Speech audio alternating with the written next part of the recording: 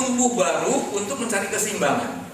Nah, keseimbangan seperti apa? Nah, itulah tugas kita sebagai seniman bonsai untuk membuat desain baru seperti pohon dewasa yang indah tapi sesuai dengan karakter ini. Nah, kemudian apa yang kita lakukan? Apakah ini semua kita harus buang? Belum tentu, terserah gitu loh.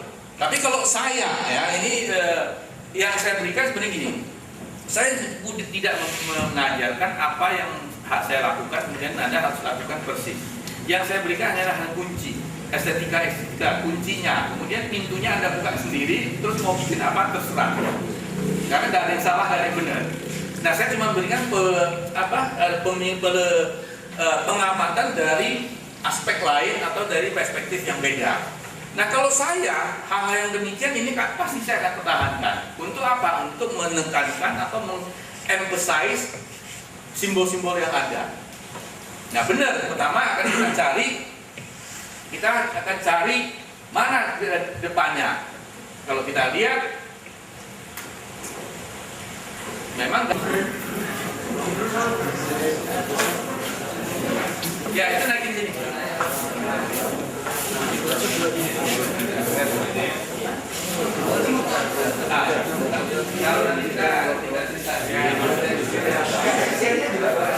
Usul berarti mas. Oh iya, usul tantangannya kan. Bentuk grouping. Memang banyak yang menganggap bahwa bikin grouping itu atau bikin hutan itu gampang, tinggal colok, udah jadi grouping. Sebenarnya membuat grouping yang indah itu gampang-gampang susah. Saya melihat dari sini tuh bahannya tuh menarik. Makanya semalam dari rumah Pak Sukamto, begitu saya lihat, ini besok bawa nih, saya bilang, ini kita bisa buat beri cerita. Nah, untuk supaya nanti kita bisa bahas ya, saya minta 2-3 orang, coba tolong ini dirubah total. Terserah mau dirubah apa, pokoknya bahannya seperti ini, coba diganti supaya lebih bagus. Siapa yang mau coba? 3 orang.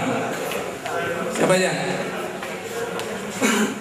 Siapa? Kira-kira Pak Masri, kira-kira Anda mungkin kenal siapa yang kira-kira bisa garap ini? Suep, Pak. Oh, ini loh yang suka bikin pencing ini.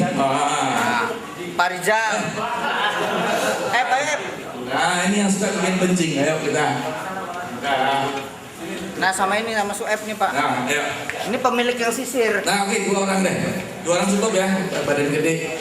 Nah, tolong ini dengan bahan yang sama, dibongkar total, terus diset ulang supaya lebih enak. Ya, supaya ada kesan landscape-nya.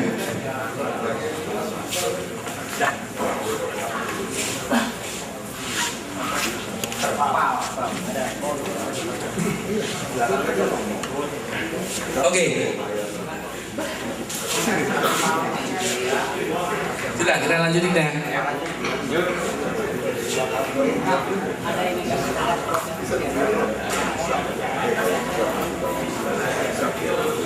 Oke, kita semua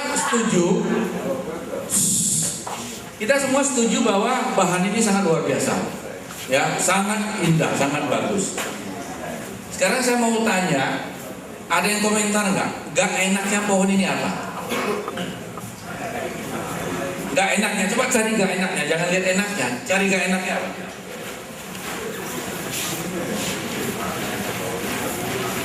Apa? Dapat kaos.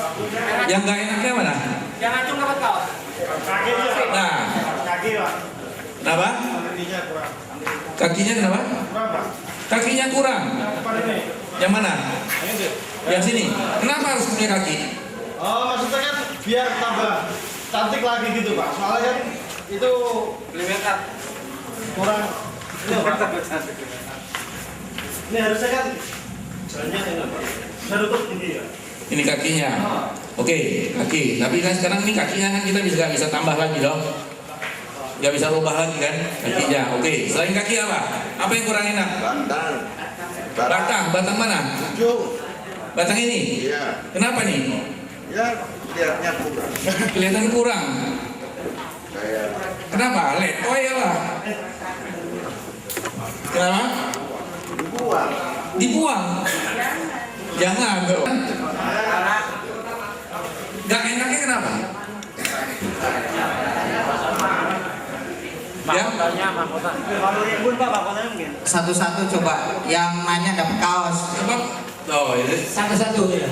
Nah, Mungkin mahkotanya apa terlalu rimbun mungkin. Mahkota terlalu rimbun. Itu rimbun. Kurang flow. Gimana? pakai kaos Pak. Oke, kita lihat. Akar.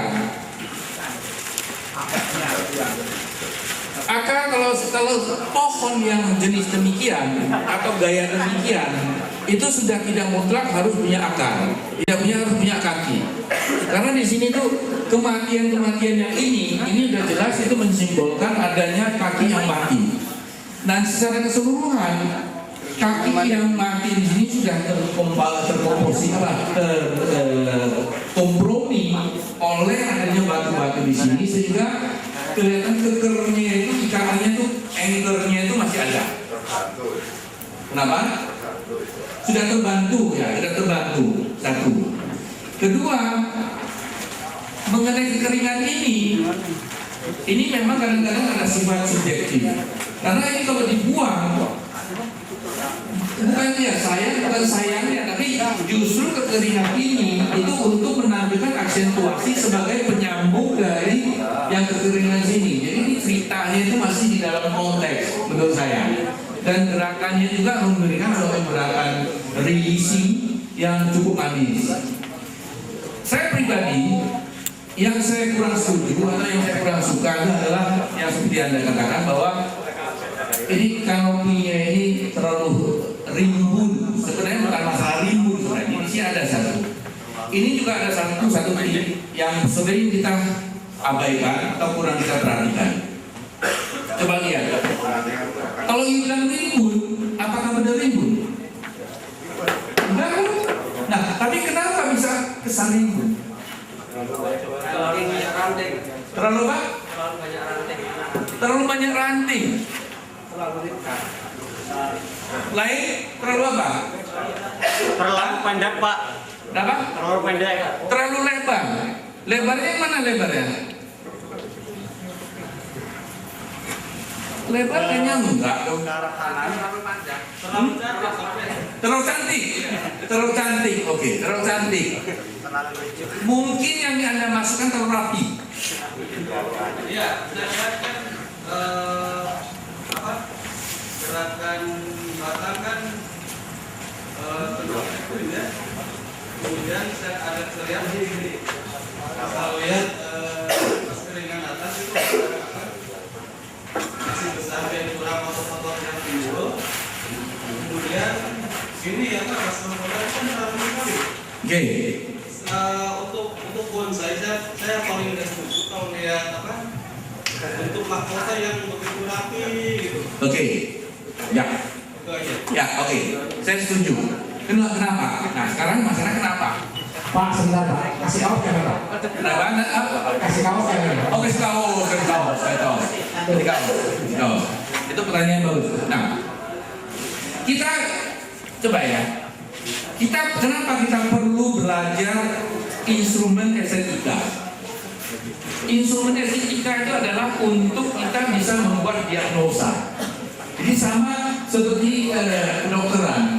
Kita harus tahu dulu teori-teorinya, instrumen-instrumennya, supaya kita bisa membuatkan diagnosa. Kalau sudah kita bisa melakukan diagnosa, kita akan tahu salahnya di mana, penyakitnya di mana, kemudian obatinya itu menanganinya di mana.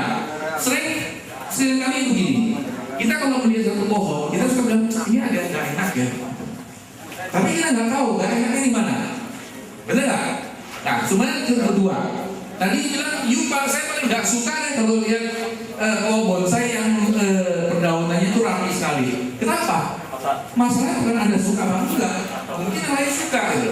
Tapi kalau sudah banyak juga yang nggak suka, ini mungkin ada masalah. Berapa banyak yang nggak suka ini terlalu rapi? Ada lagi? Yang nggak suka dengan terlalu rapi? Banyak kok. Nah, kalau sudah banyak berarti kan ini ada masalah gitu. Ya kan? Nah, kenapa terlalu rapi itu nggak bagus? Kenapa?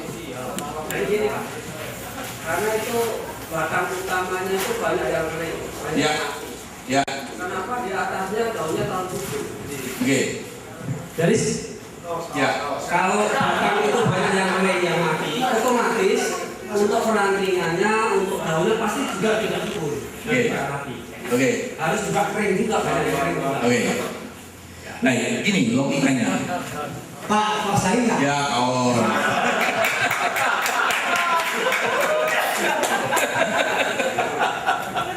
Gerakannya mana? Gerakannya nggak dikasih gerakan. Oke. Logikanya begini. Logikanya ada sebagian yang benar. Karena apa? Ini kan menunjukkan suatu gejolak kehidupan, suatu kesengsaraan, suatu survival. Ini survival. Dia sudah mengalami suatu ke ekstrim atau kekerasan alam, sehingga dia itu kehidupannya itu sebenarnya itu sedikit merana. Jadi kalau kita bilang sehat, mungkin sehat, tapi tidak akan rimbun seperti pohon yang sempurna. Nah itulah kadang-kadang itu satu hal bahwa kalau yang pohon-pohon demikian jangan kita memberikan satu kanopi yang sangat rimbun, yang seakan itu sangat subur banget. Itu satu. Ada yang lebih penting. Kenapa nggak suka merapi? Ini yang problem rapi. Kita tahu kenapa nggak suka rapi? Kenapa nggak suka rapi? Jawab Bu. Jangan. Kalau benar berapa gerakan? Ya, itu ada filosofi alam. Ini kayaknya pohon kan banyak unsur yang buat pohon ini sehingga berkarakter batang seperti ini ya.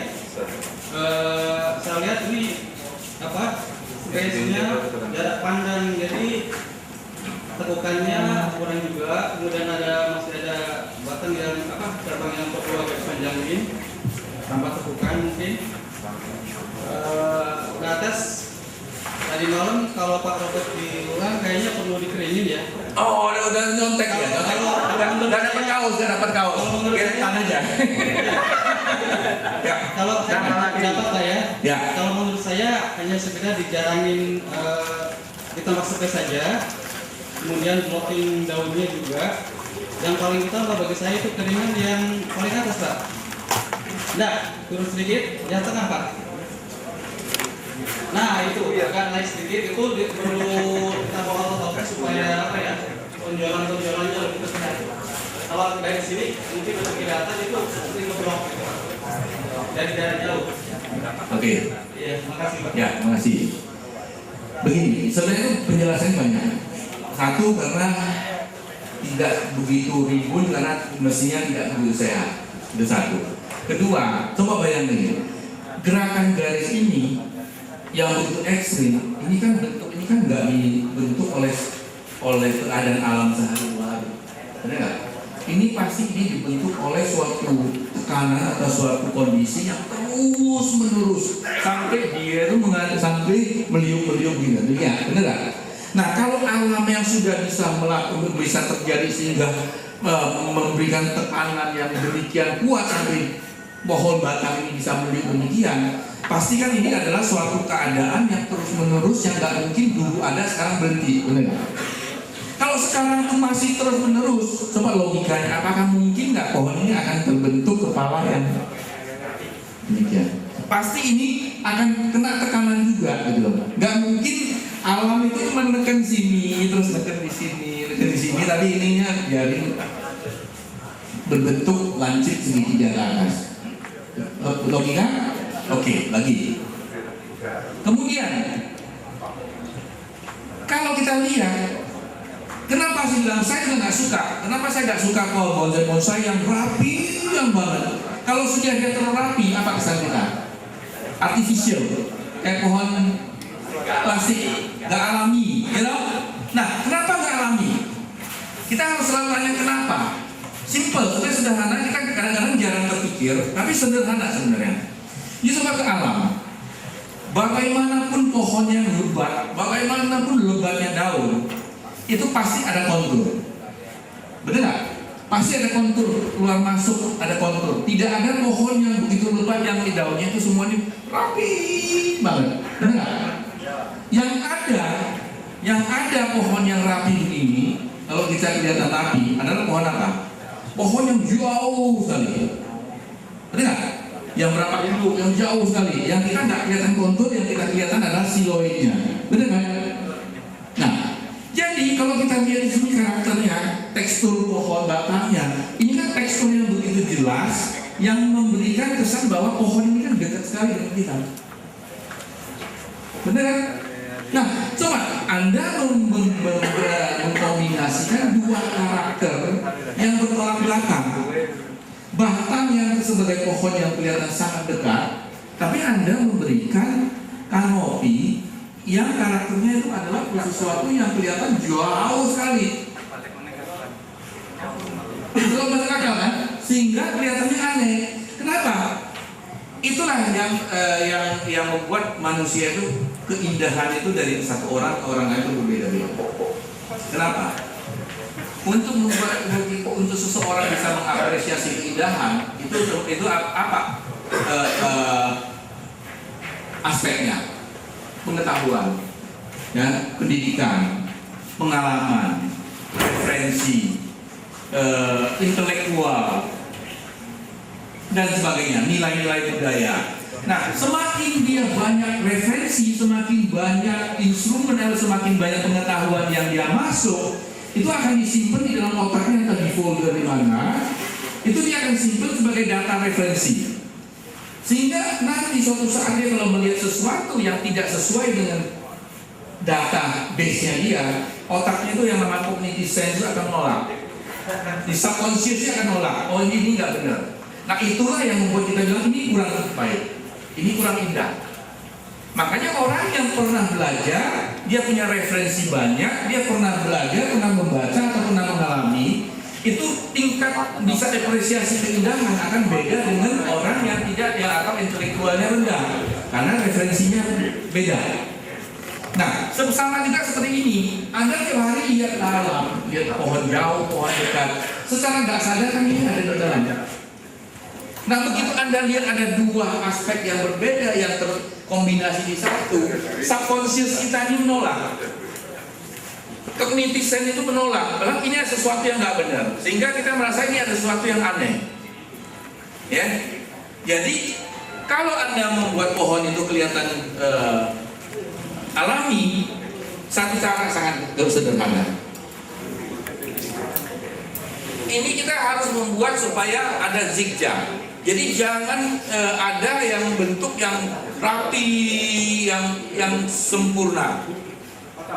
Harus ada keluar masuk, ada zigzag keluar masuk yang membentuk bentuk yang irregular, yang tidak beraturan. Karena apa? Karena setiap garis, setiap bentuk itu juga ada karakternya. Umpamanya, kalau kita bilang garis yang lurus, garis yang lurus itu memberikan karakter apa? Serius, ya kan? Formil. Nah, itu adalah kesan yang kita dapat. Tapi kalau gerakan-gerakan garis yang begini, apa kesan yang kita dapat? Adalah kesan itu casual, ya kan? Relax, casual, dinamis. Benar nggak? Nah, kita kombinasikan dengan bentuk yang bulat. Bentuk bulat itu adalah bentuk yang berkarakter formil, feminin, sempurna. Sedangkan di sini casual. Jadi seperti juga sama saya di sini, tahu-tahu saya kasih jas pakai dasi, nggak kena gitu. Karena di sini ada beberapa karakter yang bertolak belakang.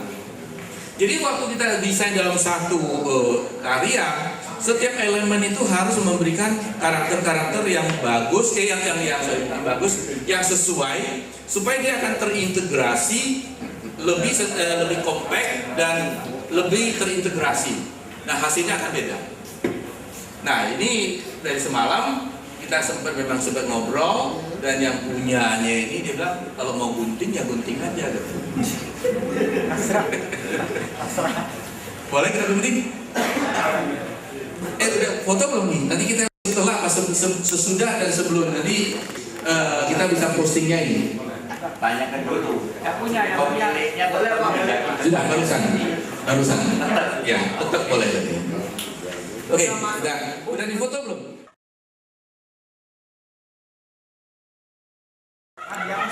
Dari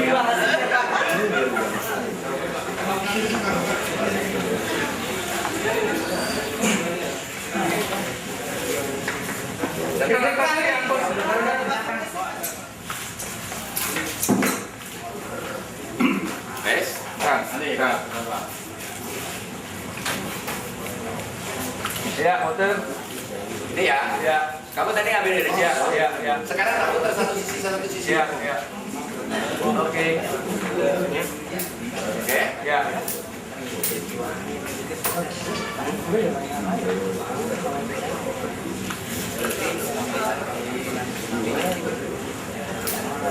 Ya. Ya. Ya.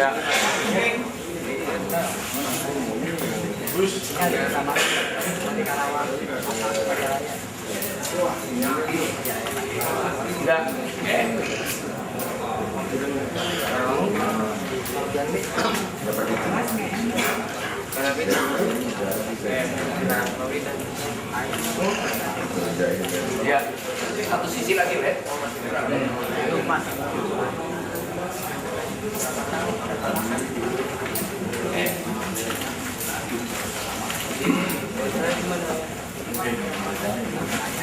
Sekarang lihat dimensinya, Bet.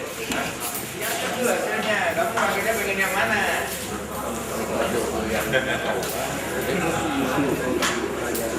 Yang pertama yang saya lakukan, saya nggak takut kata itu. Saya cuma mau tunjukin bahwa ada sedikit perubahan saja, itu sudah bisa memberikan kesan yang lebih alami. Contoh gini, waktu kita desain bonsai, desain perdaunan, hindari garis-garis yang bertiga. Ini yang garis satu garis, ini yang satu garis, ini yang satu rata-rata ini, ya. Ini tolong hindari. Jadi kita harus pertama kita buatkan naik turun ada zigzagnya, nanti baru konturnya. Ya, yang garis-garis ini hindari. Kalau ini kita sudah bisa hindari sedikit aja, nah kita lihat guys, ini aja kita robah, penampilannya udah pasti beda. Sebentar, Bet. Saya tambahkan penjelasannya Mas Ruben. Dia katakan itu, apa akibatnya kalau itu tidak dirubah? Tadi yang saya katakan dengan depan sini ini flat. Itu karena ada beberapa garis yang searah. Gitu loh. Nah, dalam bahasanya Robert itu jangan sampai ada garis-garis yang searah terlalu banyak gitu. Kesannya jadi flat.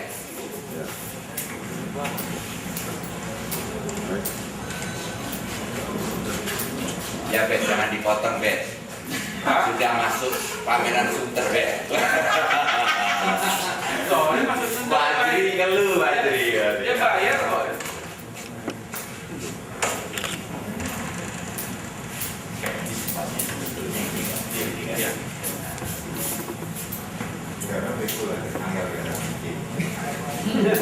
Ayo sekarang garap doang. Iya, terang-terang.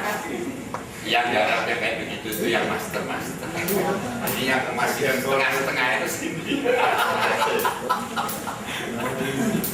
Gimana dulu? Gampang. Anu. Dari awal sampai akhir.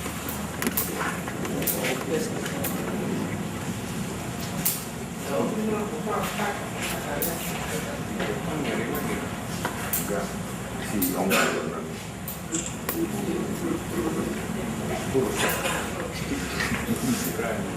Zaman ini. Ini kita robah sedikit aja. Sudah nggak punya garis lurus aja sudah lebih. Benda depannya yang mana? Sisi yang mana? Dan ini yang saya naik turun, yang sudah nggak begitu rapi ya, sudah lebih alami sedikit. Nah, kalau kita nanti ada yang keluar masuk, ada ruang-ruangnya, itu juga akan lebih baik lagi. Jadi lebih alami.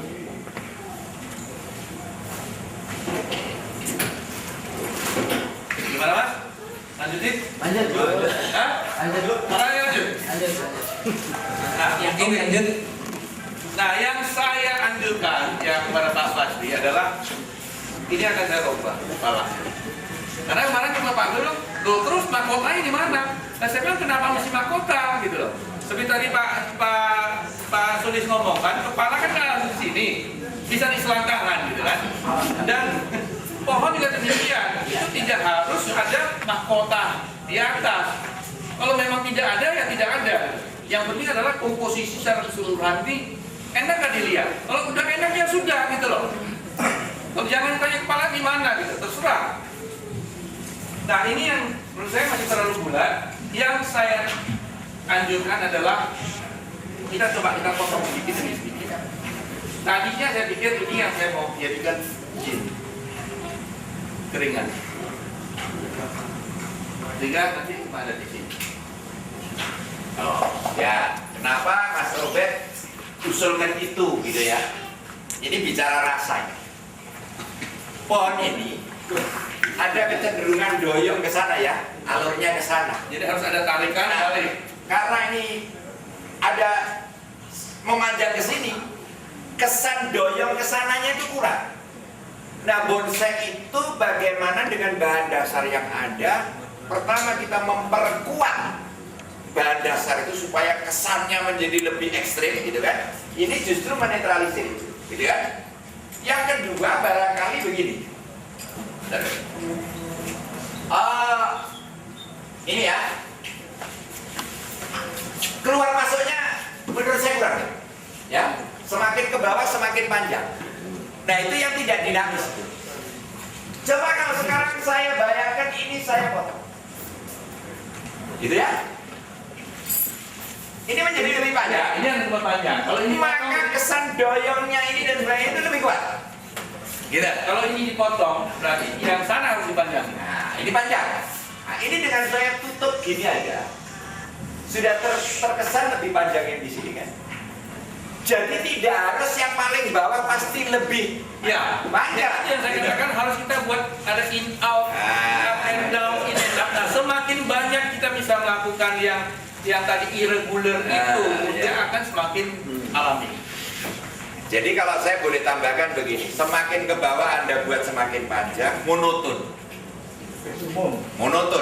ya. Tapi kalau ada panjang terus nanti agak pendek kemudian panjang lagi, itu lebih dinamis gitu.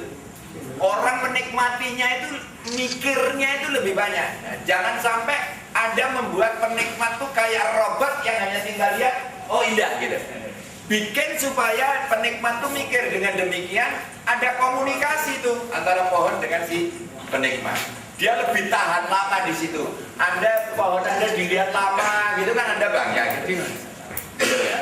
Kalau pengen lebih orang lebih lama lagi ngelihat ya ini dibalik batunya yang di atas. Pasti lama ngelihatnya gitu ya.